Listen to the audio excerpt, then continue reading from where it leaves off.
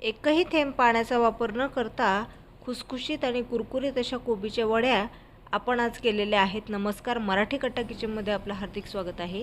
Recipe खूप सगळ्या ट्रिक्ससहित मी इथे शेअर केलेली आहे, तेव्हा व्हिडिओ शेवटपर्यंत पहा. लाईक, शेअर आणि सबस्क्राईब करा मराठी कट्टा किचन. इथे पाहू शकता तुम्ही ग्लासच्या साहाय्याने कोबी बारीक चिरून घेतलेला आहे. तुम्ही हा सुरीने देखील बारीक चिरून घेऊ शकता किंवा किसून देखील घेऊ शकता. आता 4 कपच्या प्रमाणामध्ये आपण हा कोबी घेणार आहेत. यामध्ये जवळजवळ आपण 1.5 कप इतके बेसनाचे पीठ घालणार आहोत. कोबी वजनाने 400 ग्रॅम आहे, तर बेसनाचं पीठ आपण जवळजवळ 150 ग्रॅम याच्यामध्ये ॲड करत आहोत. चवीनुसार आता याच्यामध्ये मीठ घातलेलं आहे.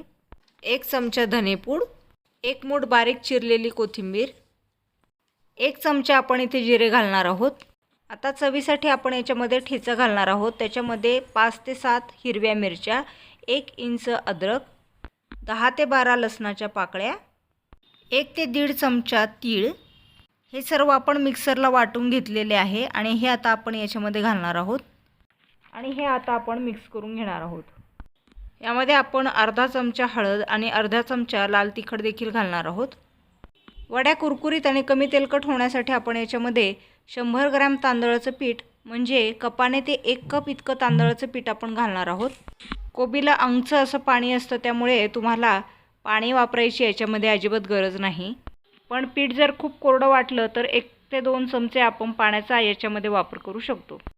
सर्व मसाले व्यवस्थित मिक्स केल्यानंतर तुम्हाला लक्षात येईल आपला पिठाचा गोळा या पद्धतीने मळून झालेला आहे. आता स्टीमरमध्ये एक मलमलचा आपण इथे कपडा घेतलेला आहे आणि त्याच्यावर आपल्याला हे पीठ थापून घ्यायचं आहे. तुम्ही तेल लावून ताटामध्ये देखील हे थापू शकता आणि कढईत देखील हे वाफवायला ठेवू शकता. आता जाडसर असं आपण हे पीठ थापलेलं आहे. वरच्या बाजूने आपण तीळ लावून याला डेकोरेट करणार आहोत आणि 10 ते 15 मिनिटासाठी आपण याला स्टीमिंगला ठेवणार आहोत. 15 मिनिट झालेले आहेत. आपल्या वड्या आता ह्या छान वाफलेल्या आहेत. आता वरच्या बाजूला काढून आपल्याला याला कट करून घ्यायचं आहे. हव्या तशा आकारामध्ये तुम्ही याच्या वड्या पाडू शकता. आता तेल गरम करून घेतलेलं आहे. याच्यामध्ये आपण मध्यम आचेवर याला तळून घेणार आहोत. गोल्डन ब्राऊन होईपर्यंत आपल्याला या वड्या तळून घ्यायच्या आहेत. तेव्हा नक्की ट्राय करा आणि सबस्क्राईब करायला विसरू नका मराठी कट्टा किचन.